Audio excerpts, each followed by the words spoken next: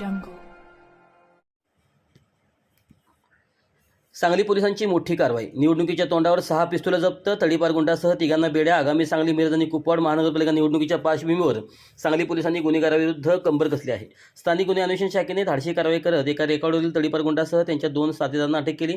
त्यांच्याकडून 6 गावठी पिस्तुलं किंमत 3,60,000 रुपये, 3 जिवंत काडतुसे किंमत 1,500 रुपये, हिरो होंडा स्प्लेंडर किंमत 60,000 रुपये असा एकूण 4,21,000 रुपयाचा मुद्देमाल जप्त केला आहे. ही शस्त्रे मध्य प्रदेशमधून आणल्याचे उघड झाले आहे. निवडणुकीच्या काळात शांतता आणि सुव्यवस्था राखण्यासाठी पोलीस अधीक्षक संदीप घुगे यांनी अवैध शस्त्राविरुद्ध मोहिमेचे आदेश दिले होते.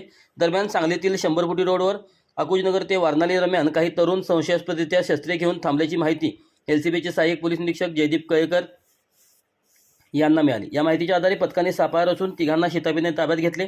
यामध्ये किरण शंकर लोखंडे वय वर्षे 24 रेकॉर्डवरील तडीपार गुंड आहे, तर अभिजित अरुण राणे वय वर्षे 32 सांगली, तुषार रांगेश माने वय वर्षे 30 सांगली अशी अटक करण्यात आलेली संशयितांची आरोपींची नावे आहेत.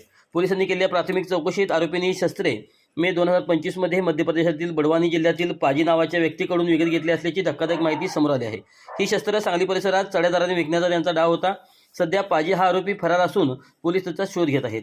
ही यशस्वी कारवाई पोलीस अधीक्षक संदीप घुगे, अपर पोलीस अधीक्षक कल्पना बारावकर यांच्या मार्गदर्शनाखाली पोलीस निरीक्षक संजय कुमार झाडे, सहाय्यक पोलीस निरीक्षक जयदीप कळेकर व त्यांच्या पथकाने केली. या प्रकरणी संजयनगर पोलीस ठाण्यात भारतीय शस्त्र अधिनियम आणि तडीपार आदेशाच्या उल्लंघनाची खाली गुन्हा दाखल करण्यात आला असून पुढील तपास पोलीस उपनिरीक्षक भोसले करत आहेत.